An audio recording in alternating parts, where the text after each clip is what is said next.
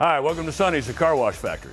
I'm Bob Fox with CarWash College. Today I want to review how to properly set the timing on your Sonny's meters for safe and quiet operation. Before we start, make sure you get a copy of the owner's manual, which you can download at sonnysdirect.com, and review all the safety information related to this procedure. Next, gather the tools and supplies you'll need, which are your safety glasses. Now, let's get started. Let's talk about timing our emitter curtains. While it doesn't sound like it might be very important, it really is.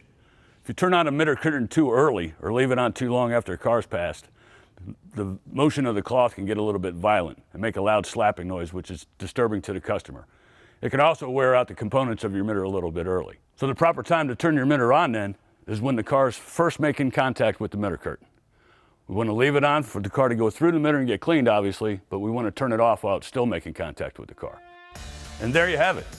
Keeping up with this and all preventative maintenance at the car wash helps eliminate unscheduled downtime and ensure you're delivering a consistent wash experience that'll make raving fans of your customers.